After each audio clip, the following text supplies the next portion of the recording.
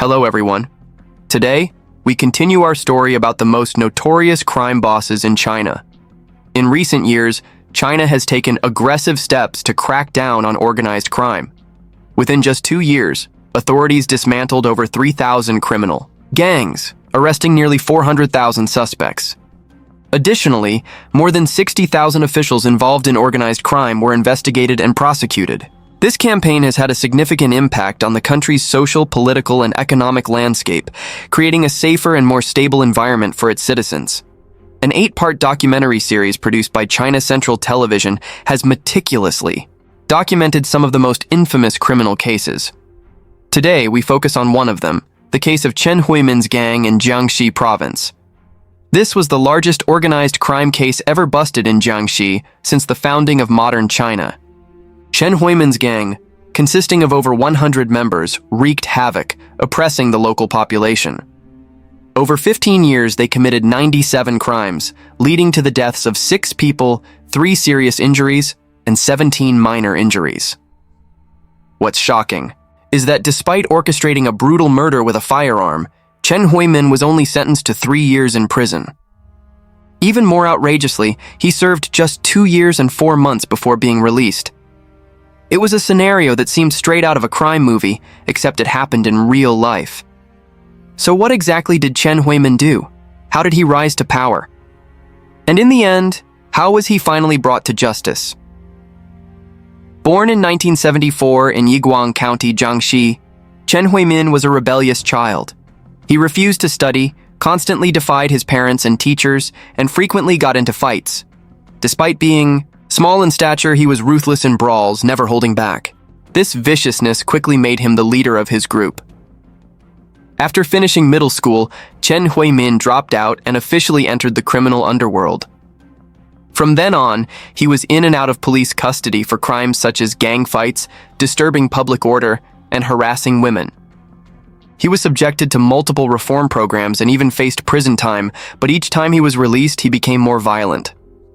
In February 2003, Chen Huimin was once again sent for labor re-education.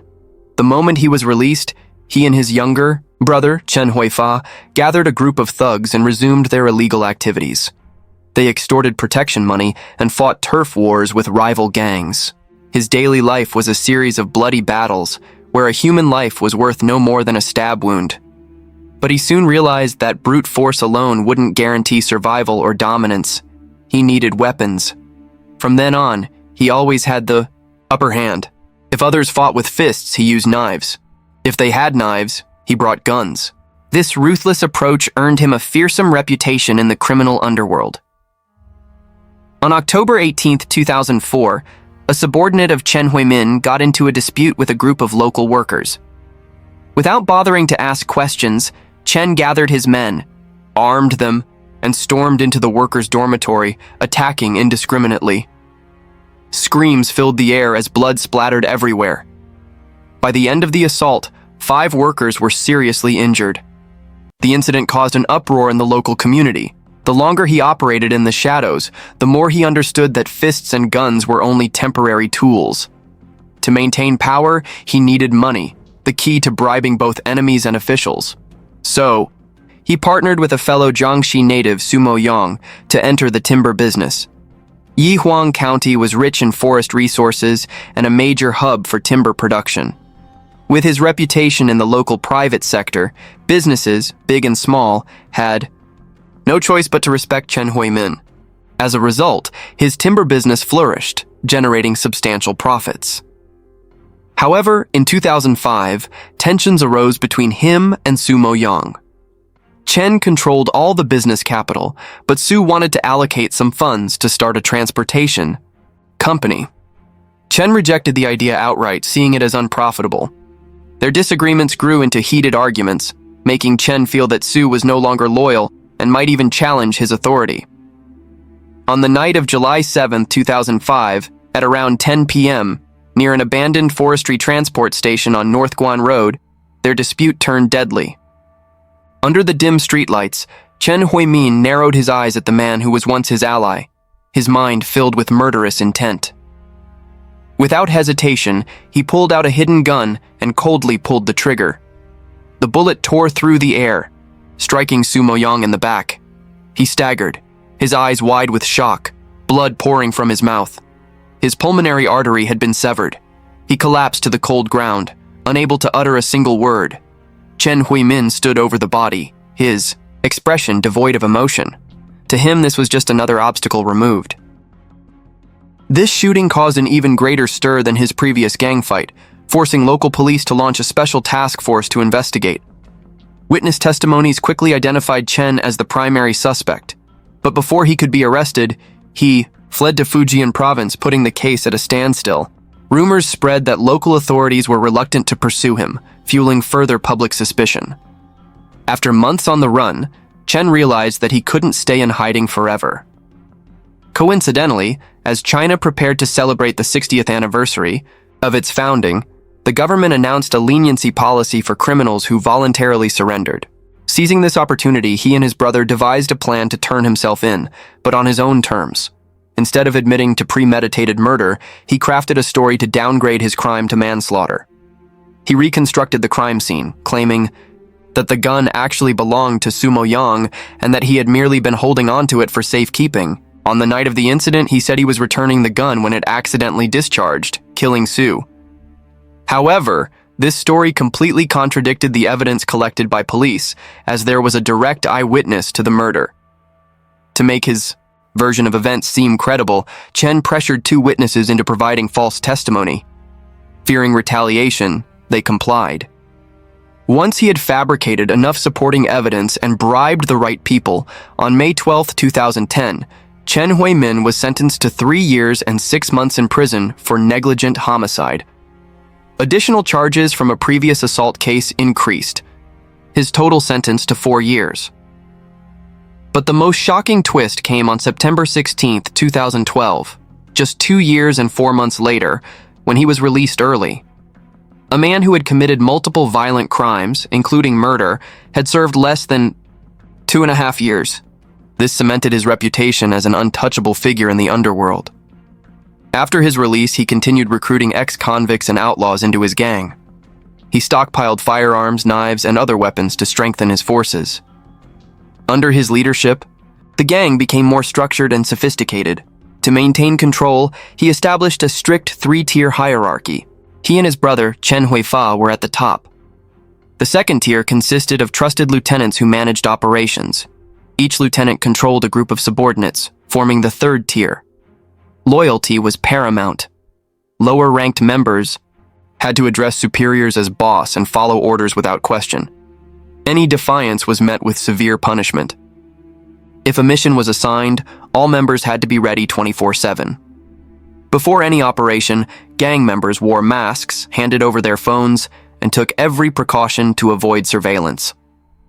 If arrested, they were forbidden from naming superiors or accomplices. Betrayal meant brutal retribution. Those who stayed silent would have their families taken care of, with escape funds or even minors falsely confessing on their behalf. Chen's philosophy was clear. Build your reputation, establish dominance, and the money will follow. With his gang fully established, he set his sights on monopolizing the lucrative sand mining industry in Yihuang. However, another crime boss, Liu Zhigang, already controlled the sector. On February 5, 2013, Chen sent over 10 masked men, armed with guns and machetes, to Liu's office. But when they arrived, Liu was nowhere to be found. Enraged, Chen took out his fury on Liu's trusted lieutenant, Li Zhang. To send a message, he ordered his men to sever Li's left index finger. However, Liu Zhigang was also a powerful local crime boss, and his lucrative business was not something he would easily let others take away. As the saying goes, people die for money just as birds die for food. Determined not to back down, Liu Zhigang stood his ground. To quickly eliminate Liu Zhigang's gang on the night of May 19, 2014, Chen Huidan once again sent his masked men, armed with knives, to hunt down his rivals. This time, 3 members of Liu Zhigang's gang were severely injured. After the attack, Chen Huidan issued a ruthless order. No matter who it is, if you see Liu Zhigang's people, don't bother reporting, just take action immediately. During this period, Chen Huidan's gang carried out 17 attacks against Liu Zhigang's group, killing 3 people, severely injuring 1, and leaving 12 others with minor injuries. Through violence and intimidation, he seized control of the sand mining industry, amassing nearly 100 million yuan. But Chen Huidan's ambitions didn't stop at sand mining. He extended his influence into the construction industry in Yihuang. On January 19, 2016, the Yihuang government publicly opened bidding for the Tao River Watercourse renovation project at the Public Resource Trading Center. Chen Huidan wasted no time. Early in the morning, he led his men to the bidding center, armed with knives, openly threatening and assaulting representatives of competing companies. No one dared to resist, and one by one, the businesses were forced to withdraw. As a result, Chen Huidan's gang secured the contract without opposition. Chen Huidan refused to tolerate any competition. In another bidding event, when an out-of-town company boldly challenged him, he flew into a rage.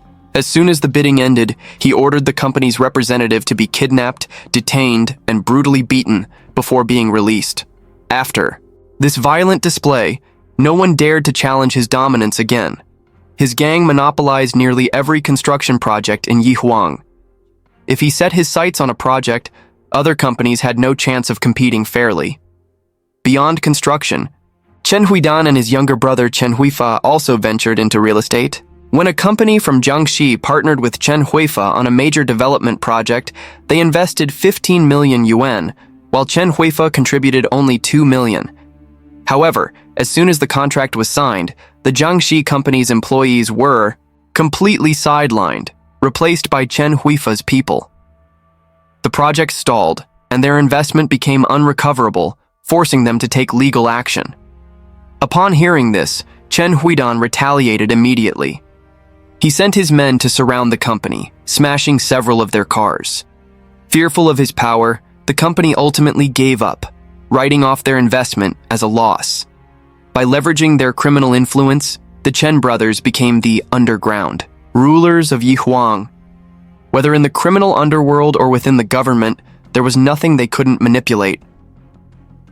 For 15 years, Chen Huidan's gang operated with impunity, committing 97 criminal acts, killing 6 people seriously, injuring 3 and leaving more than 20 others with minor injuries.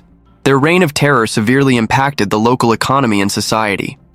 In 2018, the national Crackdown on Organized Crime campaign reached Yihuang, and the Chen brothers' case became a priority investigation for the Ministry of Public Security and the National Anti-Organized Crime Task Force.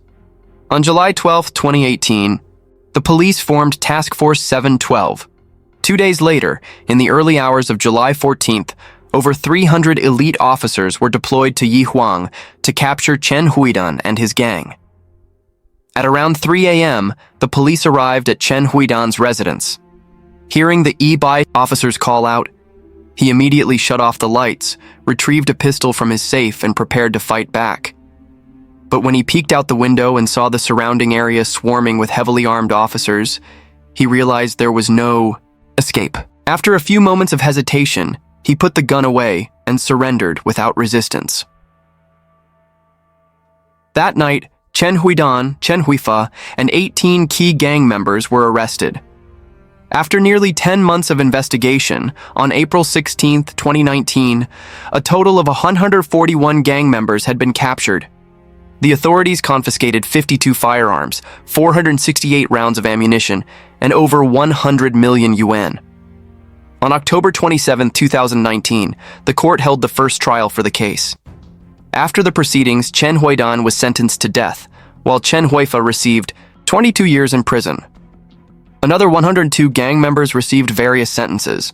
On November 18, 2020, Chen Huidan was executed, marking the end of the most notorious criminal syndicate in Jiangxi province's history.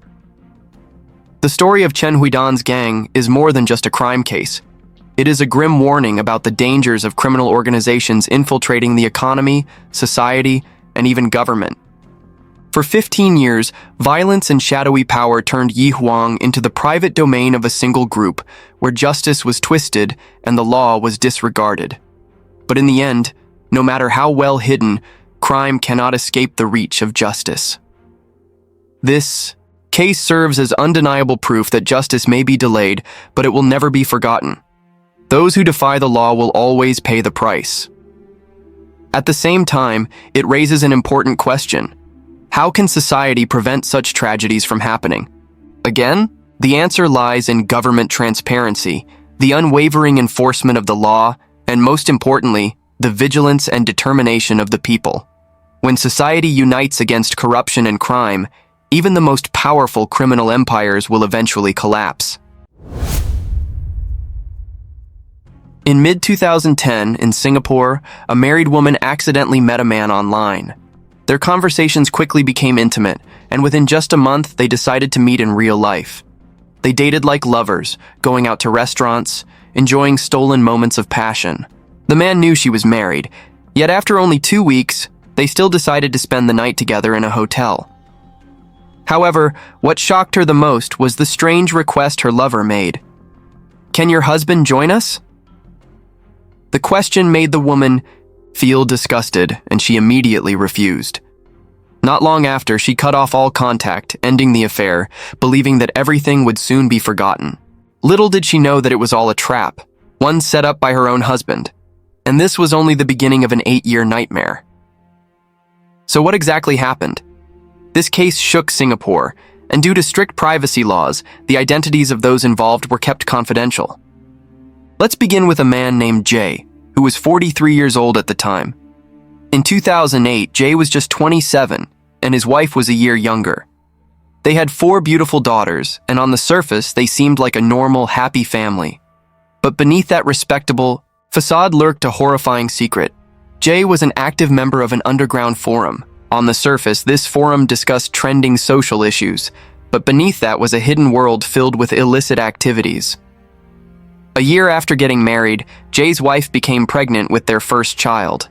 This should have been a joyous occasion for their young family, but instead of focusing on his wife, Jay turned his attention to another woman. His infidelity was soon discovered, leaving his wife devastated. Yet, perhaps for the sake of the child she was carrying, she chose to forgive him. However, the pain never truly faded. From that moment on, whenever they argued, Jay's wife would bring up his betrayal in a fit of anger. Then one day, she said to him, "If you can cheat on me, then I can do the same." Her words pierced Jay like a knife. He became obsessed with the idea that his wife might actually betray him. As his paranoia grew, Jay decided to test her. He showed her a video featuring 2 men with 1 woman and asked what she thought about trying something like that. But instead of entertaining the idea, his wife was furious and disgusted. She lashed out at him, leaving Jay feeling humiliated and enraged. Unable to accept being looked down upon by his wife, Jay turned to his underground forum to vent. He complained that she was becoming distant, even suspecting she was having an affair with her superior at work. Underneath his post, numerous users responded with toxic advice. One suggestion in particular caught his attention: set up a sweet trap to make his wife fall into it herself, then he would never have to live in doubt again. In some countries, for a fee, one can hire a loyalty tester, someone who flirts, with a target online to see if they would stray. If the target gives in, the tester provides chat logs as proof to the client. However, these tests typically remain online, with no physical contact. But for Jay, that wasn't enough. He wanted to take things further. Through the forum, Jay met a man named O. They quickly bonded over their shared interest, discussing each other's romantic partners. O soon became Jay's ideal partner in crime for a special reason. He owned a BMW. Jay was obsessed with the idea that his wife was materialistic. Her ex-boyfriend had also driven a BMW, and Jay believed that if a man with a luxury car approached her, she would fall for him easily. So Jay agreed to let O seduce his wife. Jay personally provided O with his wife's contact information, instructing him to lure her in. Upon receiving the request, O immediately created a new social media account under the name Brad Cheng to approach Jay's wife. Having studied her well beforehand, O skillfully played on her emotions, using sweet words to earn her trust. Throughout the process, he regularly reported back to Jay, detailing every conversation. 1 month later, on August 17th, 2010, O and Jay's wife met in person for the first time. They arranged a date at a park, enjoying a romantic dinner together.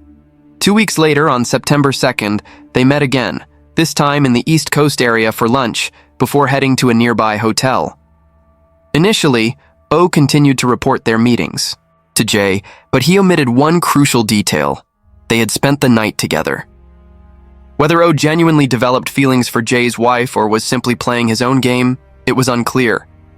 But from that point on, he began to lie. He told Jay that she had lost interest in the affair and that they had stopped communicating. In reality, however, the affair was far from over.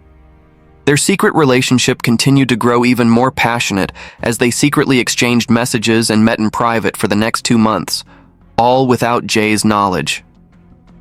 On October 26th, Jay took his wife to Marina Bay Sands, a 5-star hotel in Singapore. He told her he wanted a relaxing day together to rekindle their love. But in truth, he had a different plan. While she was in the shower, Jay quickly checked her phone.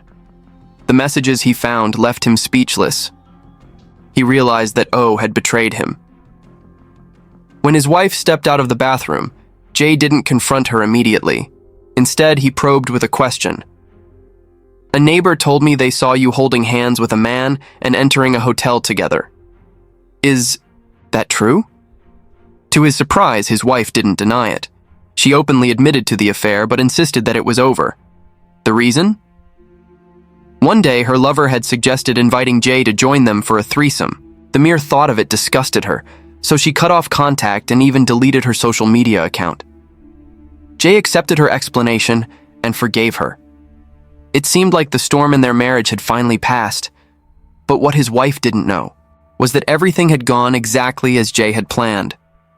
She also had no idea that Jay was still in contact with O and was already working on a new scheme. Jay told O that the plan had changed. This time, he wanted to witness his wife and O together, with his own eyes. On March 14, 2011, Jay and his wife celebrated their 3rd wedding anniversary. Despite the turbulence in their marriage, she believed that the worst was behind them. She raised her glass and drank, feeling relieved. But she had no idea that Jay had secretly laced her drink with a drug. As the substance took effect, she grew dizzy and quickly lost consciousness. Jay then sent a message to O, instructing him to come. When O arrived, Jay helped him move his unconscious wife onto the bed, blindfolding her in case she woke up midway. Watching the scene unfold before him, Jay felt an indescribable mix of emotions, both surreal and overwhelmingly exhilarating. After that night, Jay could no longer stop himself. He began searching underground forums for more men who shared his twisted desires, expanding his network of wife-swapping partners. Before long, a man named M entered the picture. M, 3 years older than Jay, was a shareholder in a company. He expressed a desire to be with Jay's wife, and Jay once again used his usual method, drugging her drink before allowing M to violate her. But this time, Jay didn't just watch, he recorded everything. From then on, more and more men from the forum expressed interest in joining. They even created a private group to discuss their exploits. Eventually, a man named K appeared. At 28, K worked in business development, was married, but had no children. Together, K and Jay took their crimes to a whole new level, making their operations even more systematic and sinister. They began using a powerful sedative, mixing it into Jay's wife's drinks.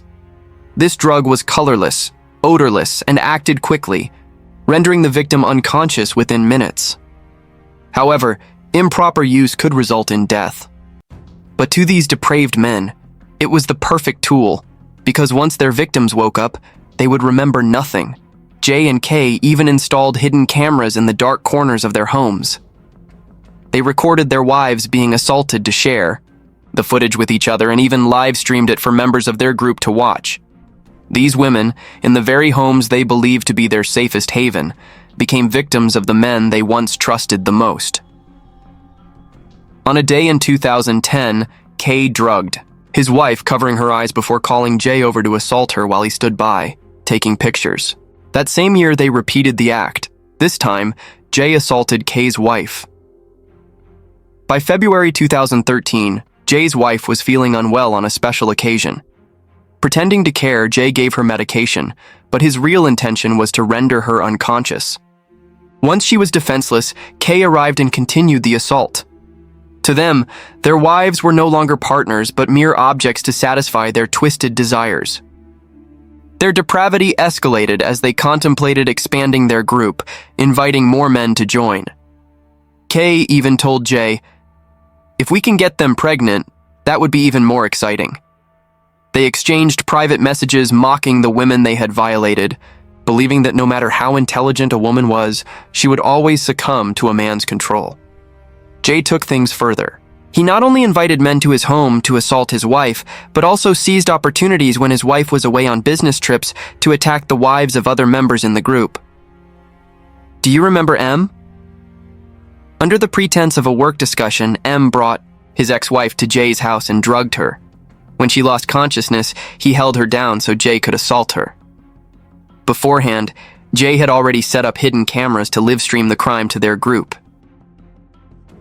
After the assault, Jay kept M's ex-wife's underwear as a gift for another group member, A, a businessman working in the same field as Jay. A was married and had 3 children. In 2013, Jay once again drugged his own wife and invited A over to assault her while the family slept. He filmed everything and stored the footage as part of the group's shared collection. Another associate of A colleague named P, also became involved in their horrific activities. On the night of August 31st, 2017, A spiked his wife's drink with a sedative, causing her to lose consciousness. He then messaged P, "My wife is ready for you." P was thrilled. He had seen photos and videos of their past crimes, but this was his first time participating. In the early hours of September 1st, P arrived at A's home. A's wife lay on the bed, blindfolded and unconscious. P began touching her, but due to physiological issues, he was unable to complete the act. At that moment, A's wife suddenly regained consciousness. She ripped off her blindfold and was horrified to see a strange man standing over her. Panicking, P scrambled to grab his clothes and fled. After regaining her composure, A's wife immediately confronted her husband. Unable to deny the truth, A was forced to confess everything. Disgusted and enraged, she made both men write a full confession. Once exposed, the crimes, spanning 8 years, shocked the public. Innocent women had been repeatedly assaulted, their images and videos disseminated online. The sheer brutality of the case left society reeling. Even when facing trial, Jay refused to fully acknowledge his crimes. He attempted to shift all blame onto his wife. In court, he walked slowly, head bowed, as if burdened by deep remorse. But his testimony painted a different picture. He admitted to assaulting the wives of 2 other men, but insisted he had not wanted to do it, claiming it was merely an act of friendship. Jay also attempted to distance himself from his accomplices, arguing that he should not be judged alongside them. Desperate for justification, Jay brought up his wife's past infidelities in 2010 and 2014, using them as an excuse for his actions. He claimed that her ridicule and insults had deeply wounded him, pushing him to seek revenge. Yet despite his claims of remorse, Jay still insisted that he wanted to atone for his mistakes by receiving his punishment as soon as possible. Fortunately, the judge remained unmoved by his arguments. Realizing he could not gain sympathy from the court, Jay turned to attacking the media. He accused journalists of exaggerating the case, labeling their coverage as biased, unethical, and unprofessional. He blamed everyone but himself, refusing to acknowledge his own depravity. He even argued that media exposure and online discussions had made life difficult for his wife. Perhaps Jay had forgotten the most crucial fact. It was he who had caused his wife the greatest suffering and danger.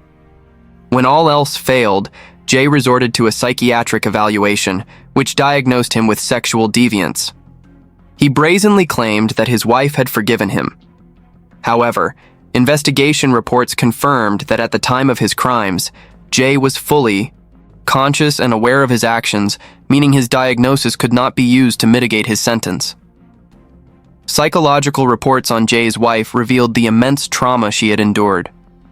Initially, she believed she had only been assaulted by one person, but when the truth surfaced, she realized she had been a victim of multiple men, with footage of her ordeal spread online. The shock was so overwhelming that her mind nearly shut down. It was as if her brain had activated a defense mechanism, numbing her to the pain. Her only wish now was to survive so she could care for her children and family. Another victim shared a similar ordeal. Upon learning the truth, she considered ending her own life. It took tremendous effort to regain control over her emotions and find the strength to continue living. In the end, the judge handed down severe sentences to the depraved men who had conspired with Jay. Among them, Jay received the heaviest punishment, 29 years in prison. K, the accomplice who helped Jay rape his own wife and assault Jay's wife, was sentenced to 22 years. M, who drugged his ex-wife and assisted Jay in the crime, received a 20-year sentence. L, who raped Jay's wife and consented to having his own wife assaulted, was given 13 years. P, who attempted to assault A's wife but failed, claimed he had only been inside A's house for 5 to 8 minutes and that A had reassured him everything was fine. He was sentenced to 3 years for attempted rape. N, the youngest and unmarried among them, tried to argue for a reduced sentence on the grounds that he had no wife. The court rejected this absurd plea, sentencing him to 18 years. O was the only defendant who outright denied the charges. He attempted to argue that Jay had falsely accused him out of revenge after discovering his wife's affair. However, during cross-examination, O faltered, contradicting himself multiple times. When asked why he had agreed to Jay's request to touch his wife, he failed to provide a coherent answer, only mumbling that he didn't know what else to do and had just gone along with it. The truth, however, was that before O arrived, at Jay's house, they had secretly coordinated their plan to drug the victim. It was evident that the assault had been premeditated. Furthermore, O had been abusing Jay's wife for an extended period, and the two had exchanged private messages filled with their depraved thoughts. On January 30th, 2024, O was sentenced to 13 years in prison. The most absurd part of it all was that Jay also decided to appeal his sentence. He presented 2 reasons. First, that his wife wanted him to return home, and second, that his initial lawyer had failed to provide an adequate defense. The sheer audacity of it was unbelievable. During the hearing, Jay brought letters from his 4 daughters, each testifying to his moral character. However, the court did not read these letters aloud. Additionally, Jay's mother and sister submitted letters pleading for leniency. His mother described him as a devoted son who had always treated his wife and children well. She emphasized that despite their financial struggles, he had never demanded financial support from the family. She implored the court for mercy so they could reunite as soon as possible. The judge listened but remained firm. The severity of Jay's crimes could not be overlooked. While the court sympathized with a mother's love, it could not serve as justification for a lighter sentence. Jay's appeal was ultimately denied. Today, I want to tell you about a case that once shook a small town in Kulai, Johor, Malaysia. Kulai is a quiet town near Johor Bahru, and if you drive for just over an hour, you can reach Singapore. On a fateful night in 2008, a 16-year-old Chinese-Malaysian girl from Kulai finished her shift at work and was preparing to head home, just like any other day. But she had no idea that danger was lurking in the shadows. Within moments, she vanished without a trace. Her disappearance quickly became one of Malaysia's most high-profile kidnapping cases, making headlines nationwide and stirring public outrage. 16 years have passed, yet recently, the case has resurfaced, reigniting debate and raising questions that remain unanswered. So, what really happened on that fateful night? Lai Yingjing was born on April 16, 1992, in Johor, Malaysia. She grew up in Kulai and attended Sultan Ibrahim National High School. Coming from a Chinese-Malaysian family, she was the 3rd child, with 2 older sisters and a younger brother.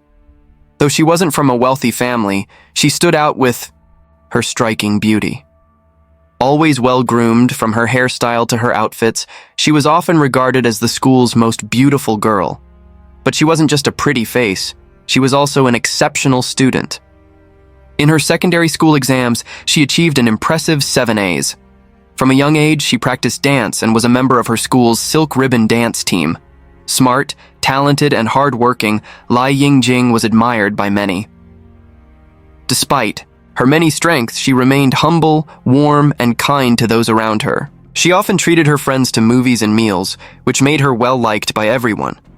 Those who knew her said that with her personality, there was no way anyone could dislike her. Her independence, kindness, and respect for teachers were some of the things people remembered most about her. Naturally, her charm attracted many admirers. At the time, she was even in a stable relationship. To help ease her family's financial burden, she chose to work part-time at a clothing store in a nearby shopping mall. Her politeness, dedication, and charm made her a favorite among both her employer and customers. On September 11, 2008, like any other day, the 16-year-old girl went to work at the mall. Around 10 p.m., when her shift ended, she waved goodbye to her colleagues and prepared to leave. After a long day of studying and working, she was undoubtedly exhausted. But as she stepped out of the mall, she had no idea that her life was about to take a tragic turn. By 11 p.m., Lai Yingjing still hadn't arrived home. At first, her family wasn't too concerned, thinking she might have been held up for some reason. But as the hours passed with no word from her, unease crept in. Worry turned into fear. Unable to shake the feeling that something was terribly wrong, they made the decision to call the police. That night, her family was restless, staying awake in anxious anticipation, hoping for any news about their daughter. At 6:20 a.m. the following morning, their phone suddenly rang. The caller ID showed Lai Yingjing's number. Her parents answered immediately, filled with hope.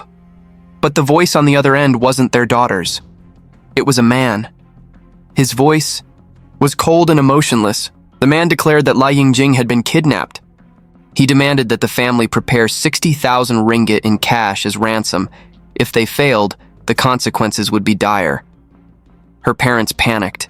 Their worst fear had come true. Without hesitation, they contacted the police. Upon receiving the report, Malaysian authorities immediately formed a special task force, launching a race against time to rescue the 16-year-old girl before it was too late. As I mentioned earlier, Lai Yingjing's family wasn't wealthy. Gathering 60,000 ringgit within a day was nearly impossible. While the family struggled to come up with the money, the police worked tirelessly behind the scenes, secretly monitoring the situation. News of the kidnapping spread quickly. One of Lai Yingjing's male friends was devastated when he heard what had happened. Having a close relationship with her parents, he stayed by their side, offering comfort and support. He repeatedly urged them to gather the ransom money as quickly as possible to ensure her safety. Meanwhile, the kidnappers were extremely cautious. To avoid being tracked, they never kept their calls longer than 30 seconds and frequently changed the ransom drop-off location, deliberately throwing off the police investigation. After multiple changes, they finally settled on a location in Danga Bay, near Johor Bahru, about a 45-minute drive from Kulai, close to the Singapore border. By the end of the day, the family had only managed to gather 33,000 ringgit, far less than what the kidnappers had demanded. At 3 a.m., risking everything, one of Lai Yingjing's friends delivered the money to the designated spot, placing it in a bush as instructed. But then, the worst-case scenario unfolded. After taking the money, the kidnappers vanished. No calls, no messages, no sign that they had released her. Had they broken their promise and killed the hostage? With growing fear, the police intensified their investigation. At 6:15 p.m. that evening, police intercepted a four-wheel drive vehicle on the road and arrested 3 young men inside. An hour later, they expanded their operation and captured 4 more suspects. In total, 7 people were taken into custody for questioning. After screening, 3 were released due to lack of involvement, but 4 remained under investigation. The 4 detained suspects were identified as Tae Kim Hong, 22, Leong Soon Long, 17, Wang Sunheng, 16, and Wang Ka-wai, 16. Authorities also confiscated a Proton Canary, a Malaysian-made vehicle. Inside, they found the ransom bag, still filled with cash, clear evidence linking them to the crime. But the most shocking revelation came when police interrogated them. It turned out all 4 suspects had known Lai Yingjing personally. They had all dropped out of school and had previous connections with her. Yet the biggest betrayal came from someone completely unexpected. One of the masterminds behind the crime was the very person who had pretended to be her family's closest ally. The one who stayed by her parents' side, acting concerned, constantly urging them to pay the ransom, was in fact manipulating them the entire time. This suspicious behavior eventually raised red flags for the family. Their growing doubts led police to focus on him, and what they uncovered was horrifying. He wasn't just aware of the kidnapping, he had played a major role in orchestrating it. However, his exact identity was never disclosed, leaving the public in suspense. After further interrogation, the 4 suspects finally confessed to the gruesome truth. They had killed Lai Yingjing. Her body had been dumped in a grassy field at a park in Kulai. Acting on the confession, police rushed to the location. There they found her remains. Her lower body had been severely burned, and her face bore signs of scorching. A forensic examination later confirmed that it was indeed the missing girl. The autopsy revealed that Lai Yingjing had died from asphyxiation. There was no evidence of sexual assault. Experts concluded that she had been murdered shortly after being kidnapped and had been dead for over 24 hours. Her body had been abandoned in a desolate area, just 100 meters from a highway toll booth. The site was overgrown with weeds, rarely visited, and occasionally used as an illegal dumping ground. At the scene, the overwhelming stench of decomposition filled the air. Investigators found a 30-centimeter deep hole with burn marks, proof that the killers had attempted to dispose of her body by fire, but the flames hadn't been enough to destroy the evidence, and in the end, the truth was laid bare. On November 24, 2008, Lai Yingjing's family retrieved her body from the morgue for her funeral. Around 200 people attended the sorrowful ceremony: friends, relatives, classmates. At the altar, her family placed her favorite photograph. In it, she wore light makeup and had a gentle smile, a heartbreaking reminder of the girl she once was.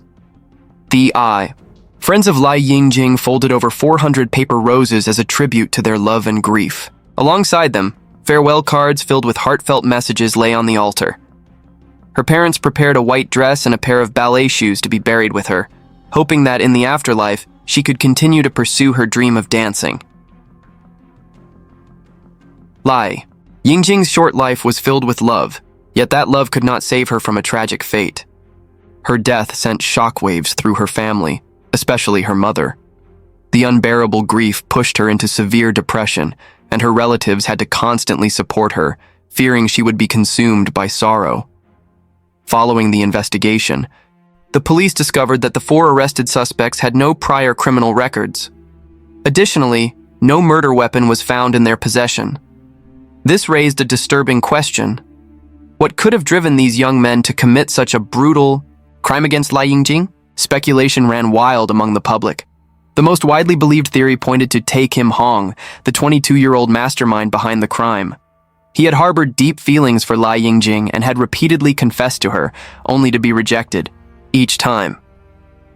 Unable to handle the humiliation of rejection, he conspired with 3 accomplices to abduct her. Their goal wasn't just to force themselves on her, but also to extort her family for ransom. However, the crime escalated beyond what anyone could have imagined.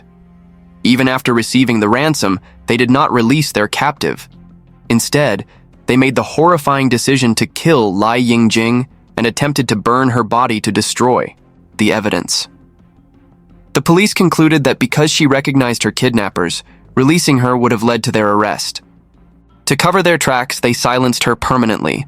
Lai Yingjing had been in a steady relationship for nearly a year. Despite having many admirers, she always kept her distance, never giving her boyfriend a reason to worry. However, about 2 months before the incident, Tae Kim Hong began harassing her. He sent relentless messages and made frequent phone calls, frustrating and disturbing her. She confided in her boyfriend about the issue, but he didn't interfere too much, merely advising her to be cautious. He trusted that she was mature enough to handle the situation. That decision would later become the biggest regret of his life. When Lai Yingjing was kidnapped, her boyfriend immediately suspected that someone familiar was involved. The kidnappers, using her phone to contact him, called out his name directly. In her contacts, he was saved under the nickname Love, yet they knew his full name without hesitation. This led him to believe that the perpetrators were not strangers. They knew her, and they knew their relationship. Frantically, he scrambled to gather the ransom money, even considering taking out loans. But in the end, all his desperate efforts only brought him back a lifeless body and a tragedy beyond repair. Never in his worst nightmares did he imagine that people who knew Lai Yingjing could be so cruel as to turn a kidnapping for ransom into a horrific murder. On this day, the 4 suspects were officially charged with kidnapping and murder. However, due to the need for forensic verification and DNA analysis, the trial was repeatedly delayed. It wasn't until 2010 that the case was finally brought before the Johor High Court. Under Malaysian law, those convicted of murder face the death penalty. However, there are 2 exceptions. Pregnant women and minors are exempt from capital punishment, regardless of the severity of their crime. In this case, only Tae Kim Hong was legally an adult. The other 3 were under 18, meaning they could only receive long-term imprisonment instead of execution. As proceedings commenced, the prosecution laid out the charges, and the judge examined the evidence against each defendant. During the trial, Wong Ka-wai, 16, was acquitted due to a lack of direct evidence linking him to the kidnapping and murder. However, Tae Kim Hong, Leong Soon Long, and Wong Soon Heng were found to have sufficient evidence against them and were required to defend themselves in court. Being the only adult among them, Tae Kim Hong was the first to present his defense. He denied all allegations, insisting that he had nothing to do with the crime. He testified that at the time of the incident, he was working at a barber shop. He claimed that he had lent his Proton Canary car to a friend named Wang Jian, who supposedly needed it to take his girlfriend out. According to him, Wang Jian returned the car around midnight the next day. The next morning, when Tae Kim Hong got into his car, he coincidentally found Lai Yingjing's phone left inside. He claimed that the SIM card had already been removed, so he decided to sell the phone for money. Later, he contacted his 2 remaining accomplices and met them at a restaurant to discuss selling the phone at a second-hand mobile shop. Furthermore, he stated that shortly after the incident, Wang Jin approached him again at the barbershop, asking to borrow his car once more. This time, Wang Jian even paid him 500 ringgit as a thank you. Tae Kim Hong attempted to dissociate himself from the crime by claiming that the black plastic bag containing ransom money, which was later found in his car, had been left there by Wang Jian and had nothing to do with him. The police, however, quickly dismissed his testimony, finding the existence of Wang Jian highly suspicious. During cross-examination, Tae Kim Hong was repeatedly asked about Wang Jian's background, his hometown, address, family details, and acquaintances. Yet, he failed to provide any concrete answers, only mumbling, "I don't know." This rendered his alibi utterly unconvincing. As he realized the weaknesses in his defense, Tae Kim Hong changed his strategy. He accused the police of torture and forced confession. He claimed that during his detention, he was mistreated, threatened, and subjected to extreme measures to coerce an admission of guilt. He alleged that the police electrocuted him and even attempted to drown him to force a confession. He also accused them of forcing him to visit the crime scene to fabricate evidence against him. Following his lead, Leong Soon Long and Wong Soon Heng also denied their roles in the murder, trying to downplay their involvement. However, the prosecution presented irrefutable evidence that all 3 had played crucial roles in the abduction and killing. Throughout the trial, their defense arguments failed to convince the court and only fueled public outrage. On this day, the Johor High Court delivered its ruling. All 3 defendants were convicted of both kidnapping and murder. The court announced that the final sentencing would be issued on March 31, 2011, at the Kuala Lumpur High Court. During the final hearing, the judge strongly condemned their actions, emphasizing that despite their young age, they had committed an atrocious crime, ruthlessly taking the life of a 16-year-old girl.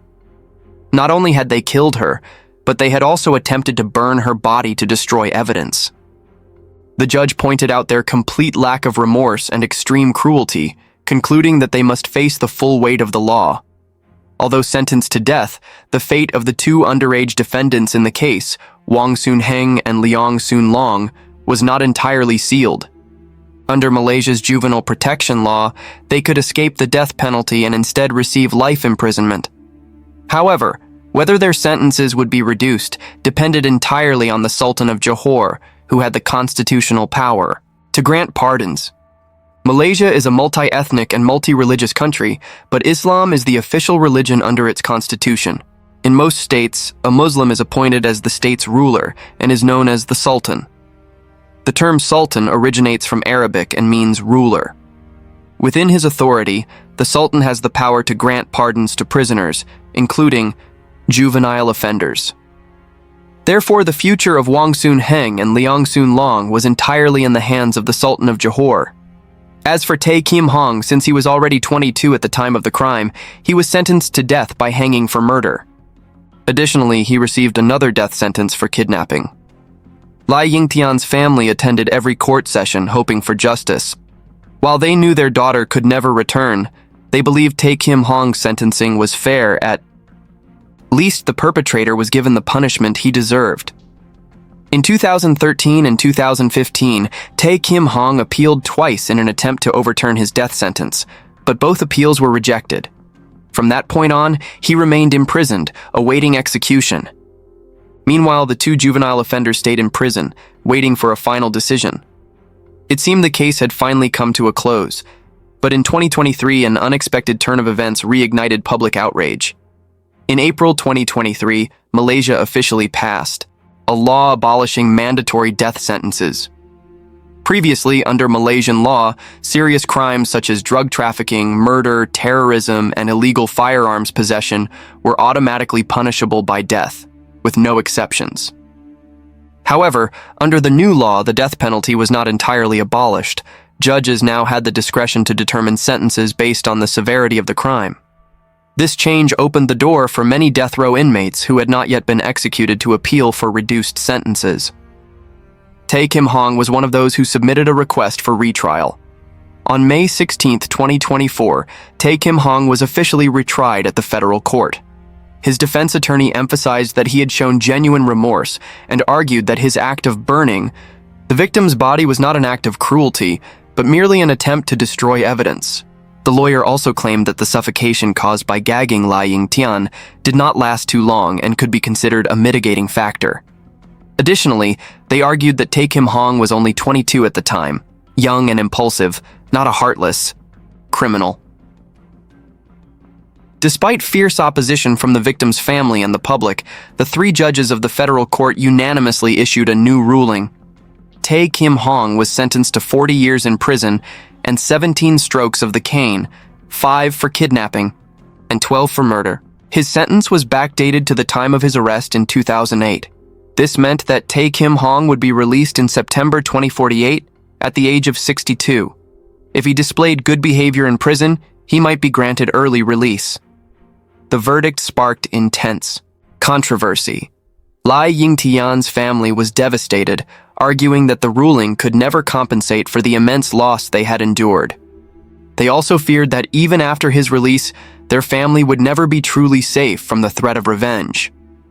Some legal experts criticized the decision, warning that reducing Tay Kim Hong's sentence could undermine public confidence in the justice system. Nevertheless, the abolition of mandatory death sentences had already been enacted and could not be reversed. For Tay Kim Hong, the 40-year prison sentence was final and would not be changed. Looking back, this case was not just a shocking crime. It was a grim reminder of the dangers that could lurk around us. Sometimes the greatest threats do not come from strangers, but from those we once trusted. Today, we'll talk about a horrifying massacre that took place in the early 21st century in Shenzhen, Guangdong Province, China. The central figure in this case is Mr. Chu Yinan, the former vice president of a well-known media organization in Hong Kong. At the height of his career, he was considered one of the wealthiest and most successful men, known for his cautious and discreet nature. However, despite meticulously planning every aspect of his life, he never anticipated the catastrophe he would unleash upon himself when he unknowingly connected two social classes that should never have crossed paths. On May 29, 2004, one of EA, Chu Yinan's employees sensed something was wrong after failing to reach his boss for 3 consecutive days. His mobile phone was turned off, and the landline at his home was out of service. Worried that something terrible had happened, the employee decided to visit his boss's residence in Futian District, Shenzhen, to check on him. Chu's home was a villa in a quiet residential area called Trust Garden. But as soon as the employee arrived, he was forced to stop in his tracks. A strong, foul odor emanated from inside the house. He knocked repeatedly, but there was no response. Strangely, Chu's car was still parked in the driveway, covered in dust, indicating it hadn't been used for days. Feeling uneasy, the employee sought permission from the security guard, then climbed through a window to investigate. The moment he stepped inside, he was met with a horrifying, blood-soaked scene. Shocked and terrified, he immediately called the police. Shenzhen police quickly arrived at the scene. The initial investigation revealed that the entire Chu family had been brutally murdered inside their home. Investigators discovered the bodies of 5 people: Chu Yinan, his mistress Xiang Yongjing, a 4-year-old girl, accountant Dang Zhenjiang, and a 16-year-old maid named Lin Jin. Among them, Chu had suffered the most brutal attack, with multiple stab wounds to the neck. Dang had died from severe head trauma, while the others had been suffocated to death. Further examination of the crime scene revealed that all cash, credit cards, and several valuable possessions had been stolen from Chu's home. Chu Yinan had lived in Trust Garden, one of the most luxurious residential areas at the time. In 1998, he purchased his 150-square-meter villa for 1.2 million yuan.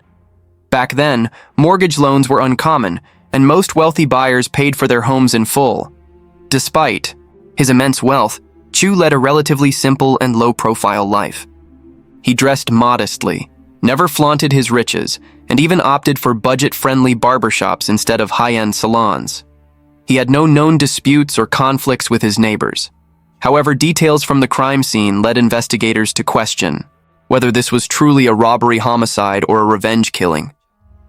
After all, even a 4-year-old child was not spared, suggesting that this was more of a targeted massacre than a mere crime for money. So who could have held such deep hatred toward Chu Yinan to slaughter his entire family? To answer this, we must first understand the life of the man himself. Chu Yinan had a unique fate. He was known for his adaptable nature. In 1983, he graduated from the Beijing University of Posts and Telecommunications and was assigned to the Advertising Production Department of China Central Television. As advertising revenues surged over the years, Chu, known for his diligence and reliability, rose to the position of chairman and even secured a 10% stake in the company. Upon digging deeper, police found that Chu's wealth was not overly complicated. Although his business ventures had not always been smooth, there were no indications that he had made any enemies serious enough to warrant such a brutal attack. In contrast, his personal and marital life seemed to contain far more secrets. After moving to Hong Kong in 1990, his relationship with his wife, Zhao, began to deteriorate. In their 8 years of marriage, they never had children together. By the end of 1998, when Chu returned to Shenzhen, he was no longer seen with his wife. It was assumed that they had separated, as he was now living with a much younger woman. Fai, woman murdered alongside Chu, Xiang Yongjing, was initially believed to be his second wife. However, upon investigation, the police discovered that Chu had never officially divorced his first wife. Thus, Xiang was merely his mistress. To the neighbors, Xiang was a cheerful and beautiful woman who spoke with a Sichuan accent. She was 21 years younger than Chu, with an older brother and 2 older sisters. When she was 3, a violent argument broke out between her parents. The next day, her mother mysteriously died at home. Her father, Xiang Wenbin, was suspected of murdering his wife and was arrested.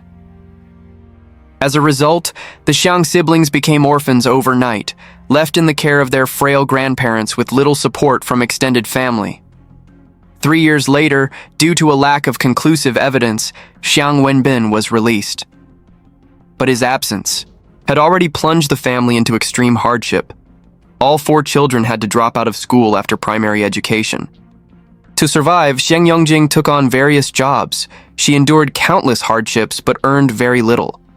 By the time she was 16 or 17, she decided to leave her hometown in search of a better life. The once poor girl had grown into a striking young woman, her fair skin and slender figure catching the attention of many men on the streets. In the following years, she drifted through major cities like Beijing and Shenzhen. However, no one knew exactly what she had experienced during this time. In 1997, she returned to her hometown as an entirely different person. Dressed in fashionable clothes and adorned with dazzling jewelry, she stunned the neighbors.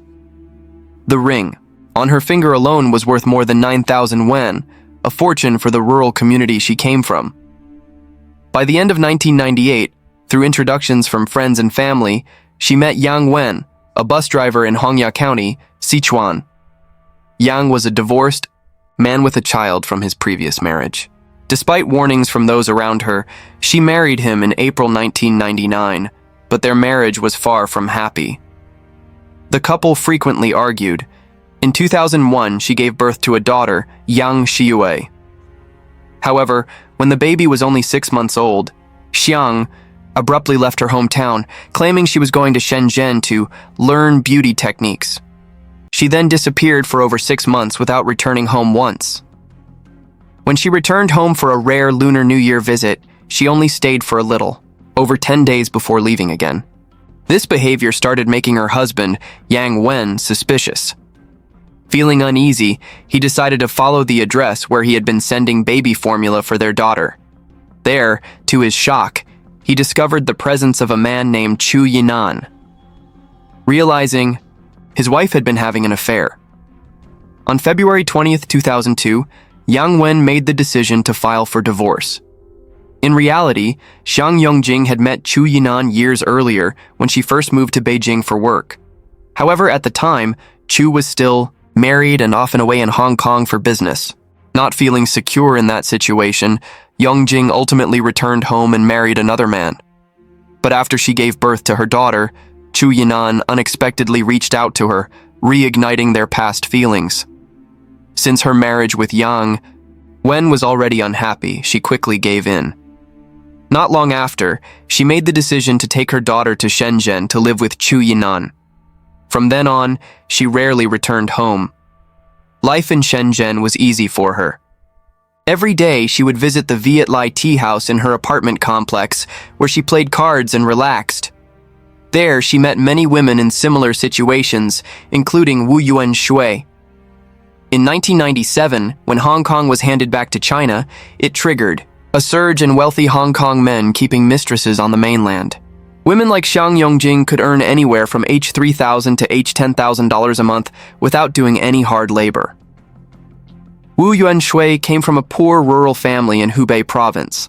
Since childhood, she had been ambitious, determined to escape poverty.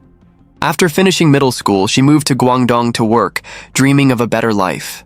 However, she soon realized that without education or skills, ambition alone wouldn't change her fate. Eventually, she turned to special services. She didn't just rely on Hong Kong men for money, she also acted as a broker, managing and controlling a group of women in the same trade. For Wu Yuanshui, daily life revolved around pleasing her Hong Kong lover and indulging in entertainment. One of her greatest pleasures was playing cards at the Viet Lai tea house. Before long, she became close with Xiang Yongjing, a regular at the tea house. Yongjing was outgoing and never distanced herself from others. Even if she lost thousands at the gambling table, she remained unfazed. She also loved bragging about her husband, Chu. Sometimes she would boast about the gourmet food he had bought, other times about his latest investment projects. Meanwhile, Wu Yuanshui despite years of hustling, hadn't even managed to buy herself a home. Both women came from poor backgrounds and struggled their way up from misfortune, yet their lives turned out completely different. Xiang Yongjing was lucky. Her beauty made it easy for her to find a wealthy man to rely on. Her life was filled with luxury, 2 expensive cars, a lavish home, and a maid to care for her child. In contrast, Wu Yuanshui wasn't particularly attractive, and time was only making things worse for her. She often told her friends that finding a rich man was the only way to secure a comfortable future. Yet, her current reality was grim. On one hand, she had a beautiful friend living in luxury. On the other, her Hong Kong lover was growing increasingly distant. In fact, in the months leading up to the incident, her lover had stopped giving her money altogether, claiming she was getting old and no longer attractive. This infuriated her. In April 2004, she sought out Luo Jun, a former colleague of her brother-in-law, to discuss a secret plan. Luo Jun was a fugitive, wanted for embezzlement. Wu Yuanshui told him she wanted to find some thugs to teach her Hong Kong lover a lesson and in the process, extract a large sum of money before disappearing. Luo Jun immediately agreed, but there was a problem. The Hong Kong man had already been warned about Wu Yuanshui. Many of his friends had told him she was greedy and capable of anything for money, possibly even plotting something sinister. Although he didn't fully believe the warnings, he remained cautious, making it impossible for Luo Jun and his men to strike. After waiting for days without an opportunity, Luo Jun grew impatient. He told Wu Yuanshui, "Instead of waiting, why not find someone else with money to rob?" Instantly, Wu Yuanshui thought of Xiang Yongjing. What made it worse was that the target of the scheme remained completely unaware. She continued treating Wu Yuanshui as a close friend, often inviting her over to play cards without the slightest suspicion. And so, in early May 2004, during a card game at Xiang Yongjing's home, Wu Yuanshui quietly began devising a sinister plan. That day, as the game was heating up, one of their card-playing friends had to leave unexpectedly. Wu Yuanshui saw her chance.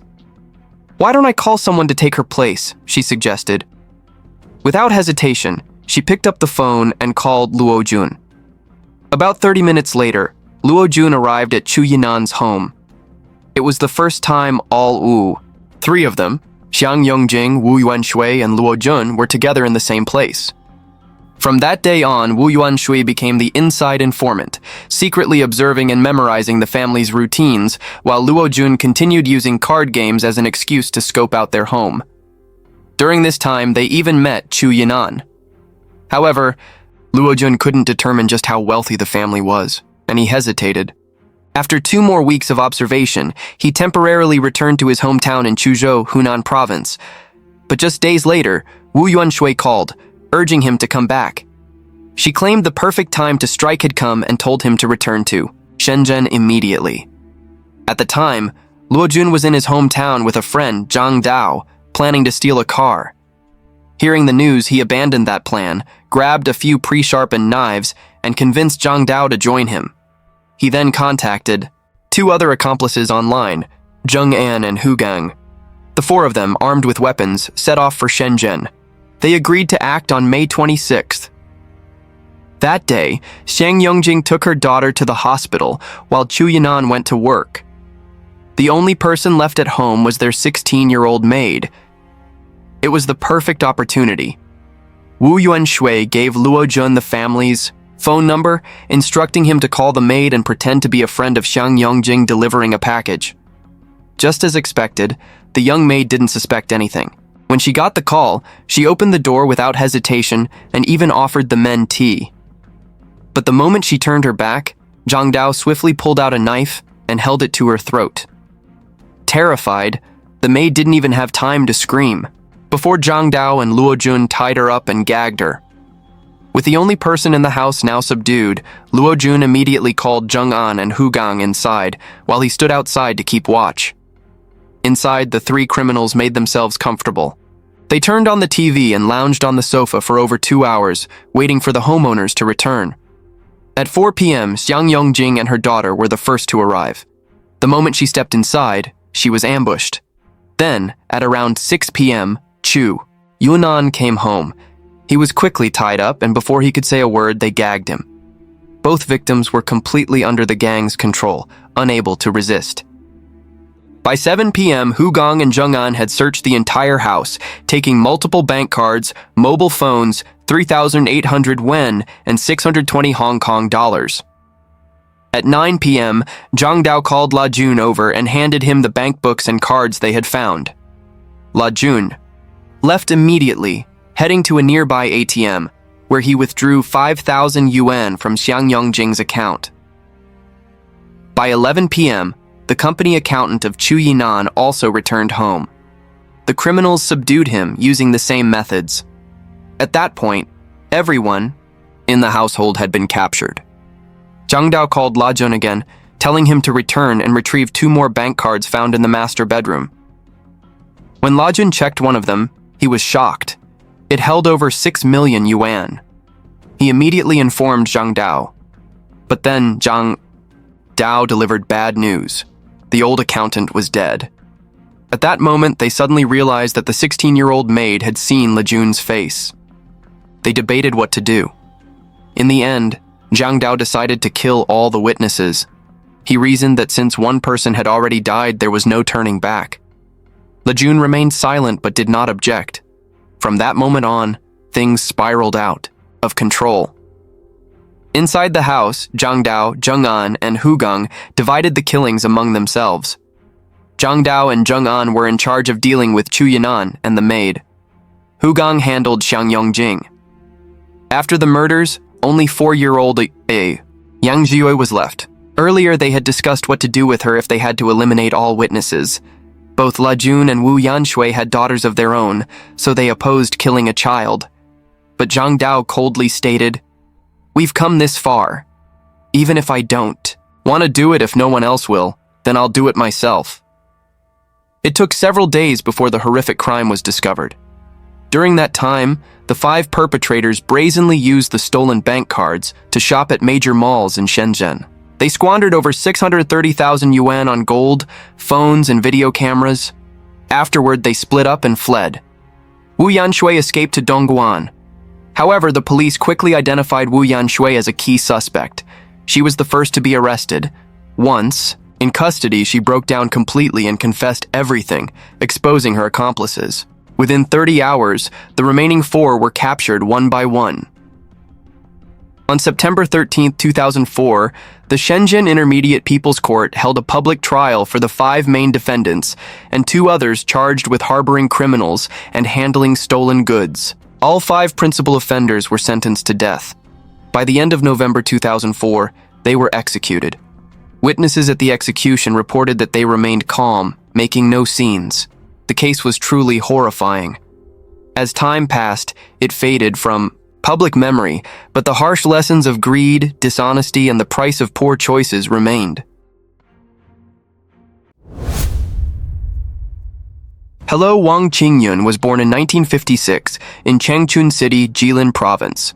She had 2 older sisters, a younger sister, and a younger brother. Coming from a large family, their living conditions were poor. The entire household relied solely on her father's meager income to survive. Watching her father grow weaker each day, Qingyun felt deeply distressed. She often helped her family with whatever she could.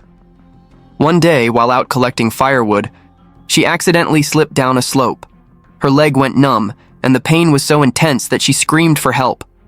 Fortunately, a friend who had accompanied her quickly ran back to inform her family, and she was taken to the hospital in time.